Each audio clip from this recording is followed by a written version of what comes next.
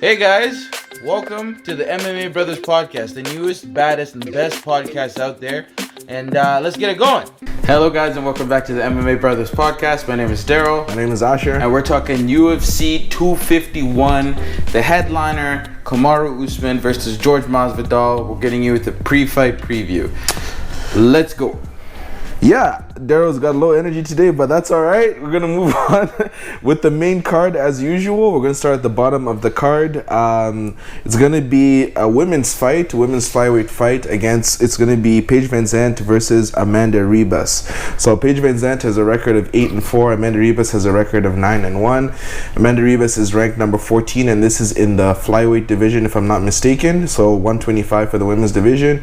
Paige VanZant, everybody knows her. She's from the States. Amanda's from Brazil. 5'4", same height, and then Ribas has a 1-inch reach advantage. So in terms of fighting styles, as you can see, Paige VanZant has many different ways in which she wins fights, but she's not like the most crisp striker there. She's very athletic. She has many different ways in which she can win.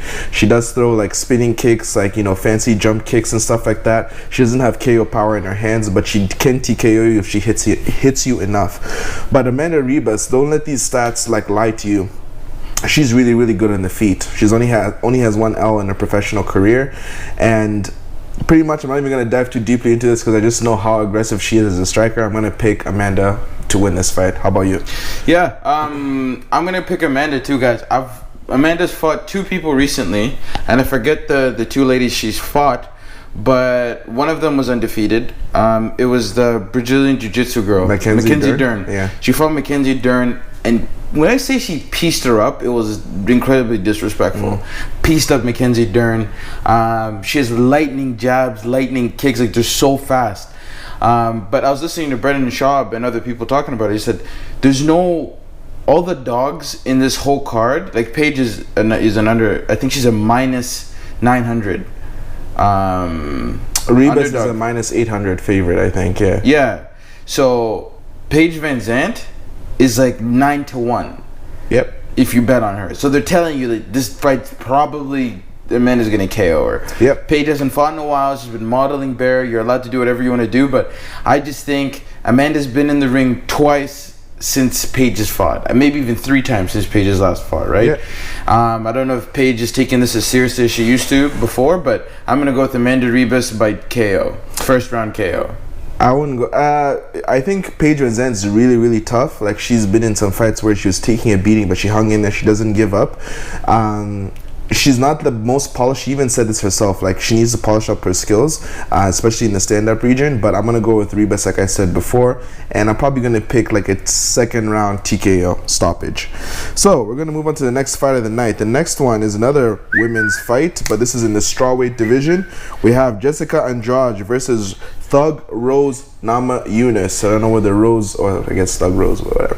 Anyways, Jessica Andrade is ranked number 1 in the strawweight division, and Rose is ranked number 2. So it's number 1 versus number 2. Andrade's record 20-7 versus 9-4 for Rose Namajunas. Andrade from Brazil, Namajunas is from the States.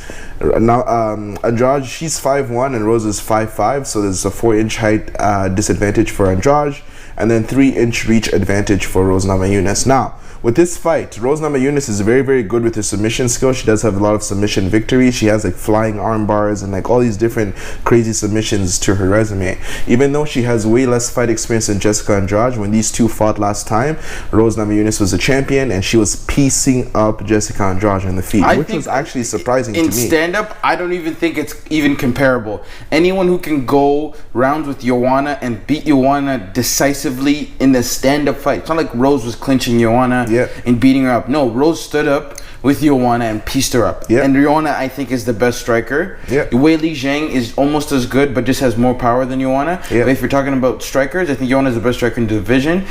And Rose was able to piece her up twice in the stand-up fight. So I think Rose is the best striker actually in this women's weight division, and I think she's gonna really do damage against Jessica unless Jessica pressures her again or catches her with an overhand right. I just think if Jessica lands a lucky power shot, that's going to be her success to victory, or she tries to slam her again. And I don't think she should shoot for the Kimura in a takedown attempt again, because it didn't work last time, it's a good defense. But if you don't let go of the Kimura, you're gonna get slammed on your dome, right? So I'm gonna go with Rose just based off the fact that the discrepancy in stand-up guys is not.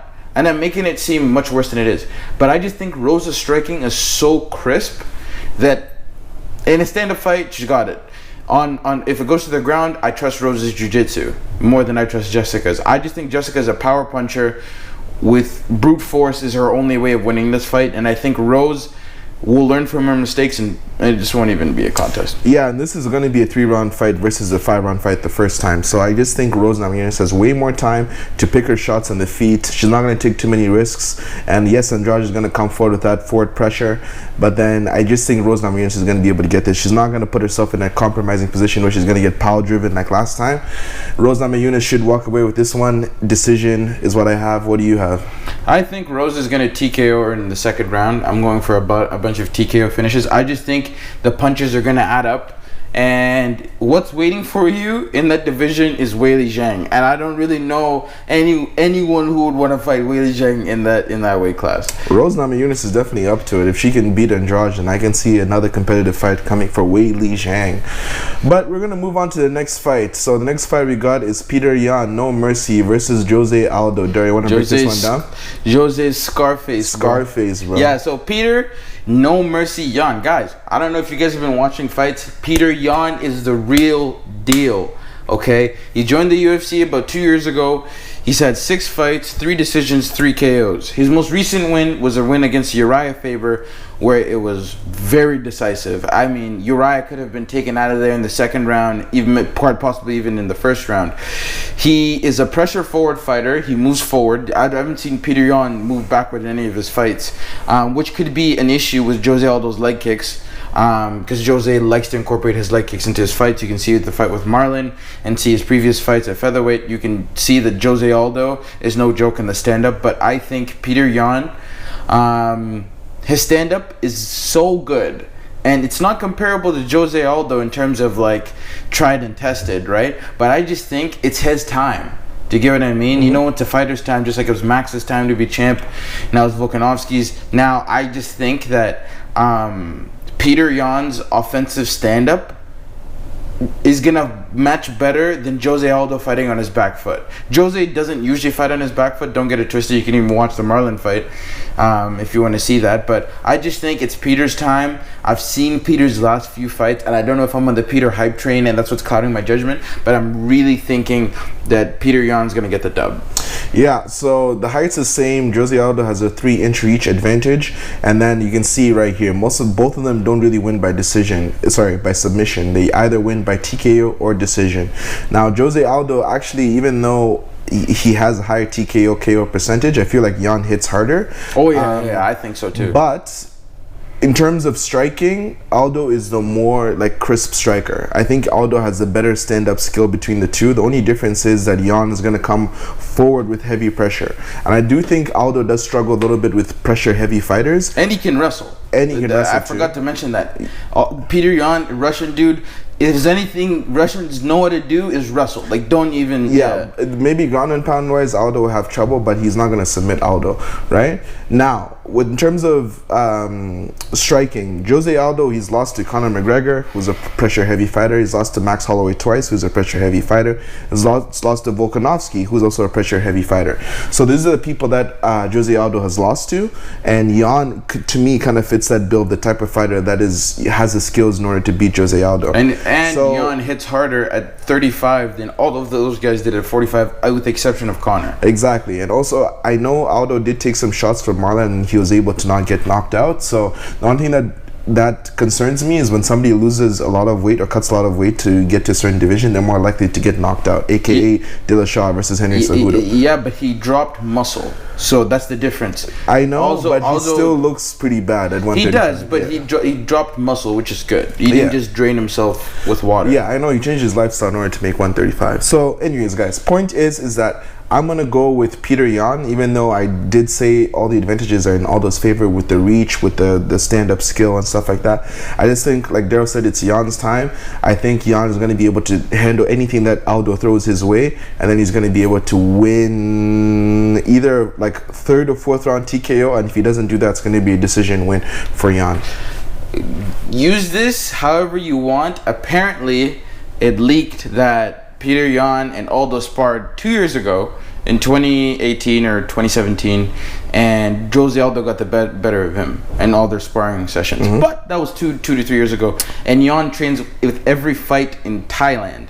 So he trains his Muay Thai like crazy. Yeah, sparring and the real fight are two different situations. But we're going to move on to the next title fight of the night. That was in the bantamweight division for the men's. Now we're moving on to the featherweight division of the men's. Now, we got Alexander the Great Volkanovski versus Max Best Holloway. The champ versus number 1 is a rematch for the belt. Alexander Volkanovski is 21-1. Max Holloway is 21-5. You know, you guys know, obviously, Volkanovski is from Australia, Max is from Hawaii. It's 5'6" versus 5'11", so we have a 5-inch reach advantage from Max and reach disadvantage, or height advantage, sorry, is what I meant to say.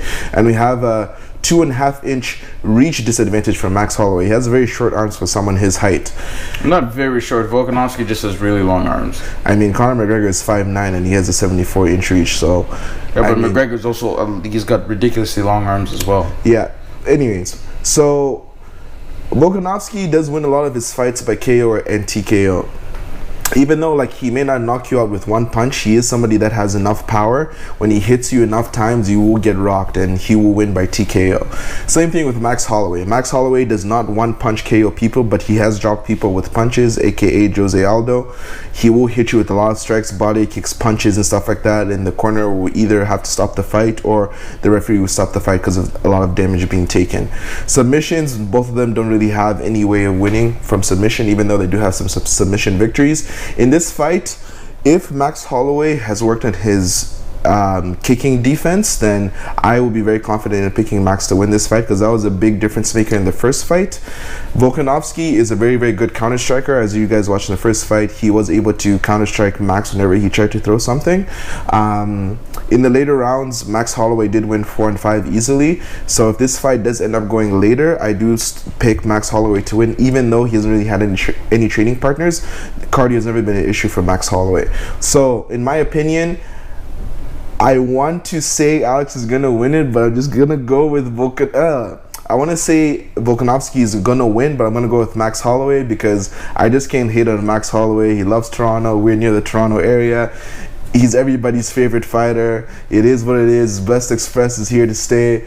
I got you, Max. You're my boy. I'm picking you. Who you got? Yeah, I'm going to go with Max Holloway too. And Chael said something very interesting, because I'm always watching actual UFC fighters and actual fighters in the game, and I'm trying to, you know, pick their brain and stuff. They're saying that Volkanovski's performance against Max was perfect, right? Like, I'm going to leg kick you and I'm going to do this, whatever. And they were saying you can't come with that same game plan, because clearly, as a fighter, you would have game planned for them doing that, regardless of the fact. You have to come with a different game plan. You're going to wrestle Max. He wasn't able to take Max down on any of his attempts. Are you going to, fight in a clinch aspect? Like, what are you going to do, right? So, it's very interesting to see what approach Volkanovski takes, because Volkanovski said he's going to knock him out and he's going to not leave it to the judges. He could just be, you know, pulling the wool over your eyes with his game plan. But I was thinking more so along the fact that Chael said if he throws a leg kick, you return with the right hand down the gun as soon as he throws a leg kick. That way he knows, every time I throw this leg kick, I'm going to get cracked. Right? So they're saying you have to make Alex pay for his leg kicks. You check it and you return as you check it. Right? Check it, return. Boom. Check it, return. Boom. And they tell you, don't throw naked leg kicks. And that's all Volkanovski was throwing last time. Because I remember, I forget the fight though. I don't know which fighter it was. This is a black dude. He was throwing naked. Corey Anderson. Oh, against Jan Blachowicz? He was throwing naked leg kicks. That's how he got KO'd. That's how he got KO'd. So Max, you know, obviously you're not watching this, but take that into consideration. If he he keeps throwing naked leg kicks, crunch him. Eat it and then throw a right hand down the gun or a left hook. Do something. You can't just stand there and eat them and then switch stances, stand there, eat them. Because when he started switching stances towards the end of the fight, he's in southpaw, boom, boom, boom, boom. Now he's switching to orthodox, boom, boom, boom. Alex was getting peppered and he got rocked. You got rocked towards the end of the fight. So I'm gonna go with Max Holloway. I wouldn't be surprised if Alex won. I don't want to see Alex win because I love Max so much, as Asher said as well. I think it's gonna be a 4th round TKO finish for Max Holloway. I just think his pressure and his strikes are going to amount to so much because Volkanovski's game plan is not going to work this time, and he's going to succumb to the pressure as better than him have tried. So exactly. So we both got Max Holloway for that one. The next one we have here is Kamaru Usman versus Jorge Masvidal. So this fight was a fight that should have been made a long time ago, but then Jorge was asking for a lot of money. Dana White didn't want it, and then Gilbert Burns, tested positive for COVID-19, so he was out. Then Jorge Masvidal is back in the title picture, and they gave him his money. So the Nigerian Nightmare is facing Jorge Gamebred Masvidal, who is number 3 at the welterweight division, and this fight is for the belt. Now, Kamaru Usman's record is 16-1 versus Jorge Masvidal's record, which is 35-13-0. This is a lot of fights. This is 48 fights, so he almost has 50 pro MMA fights on his record. That's a lot of fights. He used to fight I was gonna say he has amateur and also non-professional fights on his record too. So Jorge has been there and done that. Now it's Nigeria versus an American. I think his family's from Cuba. Versus So Jorge is just 1 inch shorter, and he also has a 2-inch reach disadvantage. Now here are the stats. Both of them have a similar KO and TKO record. Both of them don't really do submissions, but the one thing that you don't see in this stats here is the takedowns, right?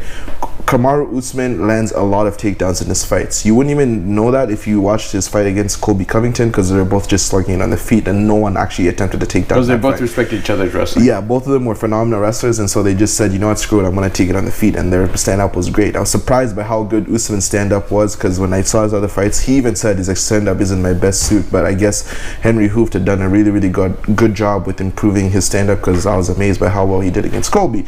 But anyways, Jorge Masvidal stand-up is his bread and butter. It's his juice, game bred stand-up, right? This is what he's done for a long time. So, in terms of the feet, I think Jorge Masvidal is maybe not that much better, but he is better than Usman at striking. He does throw more trickier strikes. He does like to do some clever moves and mask what he's gonna do. He does have good body kicks, and I just see if it stands and Usman doesn't try to go for any takedowns, I can see Gamebred rocking him and finishing maybe in the 2nd or 3rd round. But I don't think Usman's going to do that. Usman is aware of that, and Usman was saying in interviews listen, I've been training for Gilbert Burns. Everybody says oh yeah, Jorge has nothing to lose, because guess what? It's 6 days notice. It's a short notice fight. Everybody expects him to lose. He's not going to be able to go 5 rounds. So it's everything for Usman to lose, because if he loses this fight, people will say, how did you lose to a guy on short notice, blah, blah, blah, and all that stuff. And if Jorge loses, then everybody say it's all good. We understand, right? So I think Usman's going to take this very, very risk averse. He's going to decide, you know what, I'm just going to take down Masvidal. I'm much bigger than him. I'm going to take him to the ground and pound, and then Masvidal's not going to be able to do anything. So I got Usman winning by maybe a 3rd or 4th round TKO is what I got. Who you got? Yeah, I'd like to start off this way. I'd love Gamebred, even though he flying kneed one of my favorite fighters. I love Usman. I want Kamaru to win, and I think Kamaru would win. But hearing everyone say this, and it kind of plays tricks on my mind, it takes one punch. And if there's one fighter you can bet on who can take a shot and he'll give you one that you probably won't be able to take, it's Jorge Masvidal. He's never been TKO'd. He's never been TKO'd. I know the game plan with Usman is he's gonna the fight's gonna start on the feet. He's gonna bob and weave. He's gonna get hit once by Gamebred, shoot. And Kamaru has the highest takedown defense. Jorge is not going to shoot on him. And he has ridiculous strength, right? I just think short notice fight, he's going to cut a lot of weight. He hasn't really been training, but then again, he has 48 professional fights. You're not going to... This one, you know what I'm trying to say? This short training camp's not really going to do much. And then again, Jorge has taken a lot of short notice fights, and he just goes in there, does his job like a professional that he is. I'm going with Kamaru Usman, but guys, don't be surprised if he catches Kamaru. Every fight starts on the feet. Jorge's got heavy enough hands that at any point, if Kamaru makes the wrong move, he could get caught. But Kamaru's chin is ridiculous too.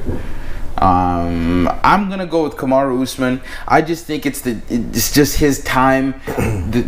Guys, he didn't lose a round in the UFC until Colby Covington. That's what no one's taking it. He didn't lose a round. That's how good Usman is. Usman is really good. He's really, really good. And the way he beat up Tyron Woodley, Woodley's got heavier hands than Masvidal. Yeah. Usman didn't care. He just went forward. He's like, yo, cool, throw your overhand. Cool, I don't care. Yeah. I'm going to take you down. Pressure up against the cage. Pick him up. Slammed him. Elbowing him. Let go of the clinch. Throwing hook to the body. Boom, boom, boom. Clinched him again. Boom. Took him down. He got up. Boom to the body. It just doesn't stop. Yeah. He's a more powerful, polished version of Colby Covington, in my opinion, in the sense that his technical stand-up is better than Colby's. Colby throws a lot of just like pillow punches and he then just takes you down. In terms of striking, even Daniel Cormier shared the same testament as me. Usman's a very good technical striker. He doesn't make a lot of mistakes. He's not caught with his hands down. Basics well. Yeah. He's always got his hands up. He's always looking. His head's always moving, and he's a stiff jab. Right, because remember, it's just jabs that were piecing up Colby. He caught him with a few right hand crosses, but majority was the jab. He can switch stances. He can fight in southpaw too, which is something I didn't know he could do. His cardio was ridiculous. He's not gonna get tired whatsoever. He threw like 300 or 400 strikes with Colby, and he looked fresh going into the 5th round. It was just absolutely crazy. He didn't even sit down in the middle of each round. Right, so. Jorge's got a lot in front of him, but I think he has nothing to lose, so he's just gonna go out there and swing. I mean, if he goes down on his shield, he goes down on his shield, right?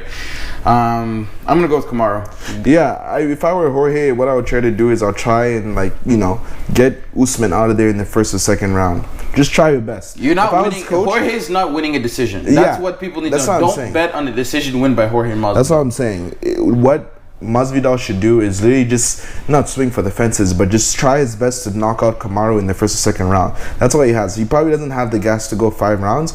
Yes, he said that he has been training, but he wasn't in a training camp. So Kamaru Usman should win this fight, but I'm hoping Gamebred wins this one, and then who knows, maybe McGregor will come up to 170 and face Jorge for the belt, but that's a different story for another day. Anyways, guys, I hope you guys enjoyed this fight breakdown.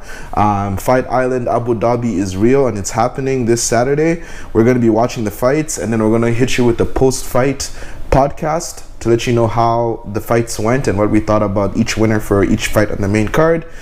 Don't forget to follow us on Instagram, MMA Brothers Pod. We appreciate all the engagement that you guys have been giving us. Like, there's been a lot of comments, a lot of likes, so we're going to keep the content coming. And if you want, you can check out the description of this video. There's going to be some Phoenix Fitness discounts for people that are interested in some fitness merchandise, or if you're interested in pre-workout, post-workout, and stuff like that, you can save 50% using MMA Bros. 15%. 15? What did I say? You said 50. Oh, 15%. Sorry. 50 slip of the tongue. Anyways, guys, that's pretty much it. Do you have anything else? Yeah, guys, we're very much looking forward to this fight preview, as well as we're doing an interview with a local fighter out of Burlington. We're super excited about that. We can't wait for that to happen. It's happening Monday at 6 p.m. We're going to have the video for you sometime next week, guys. We love the engagement. Guys, if you want to reach out to us, you want to be interviewed, you want to go on live with Asher, live with me, even though I'm a little bit awkward, but do it. We love the engagement. We love you guys. We love you listeners. Comment, like, subscribe. Let us know what you think. We love hearing everyone's perspective. It's a growing sport. We love it. MMA Brothers Pod on Instagram. Glasgow, send us your pics. Cooper Lamb, send us your pics. Everyone else who's listening, send us your pics. If you want to shout out in the next video, let us know. MMA Brothers Pod. You don't know. I'm out.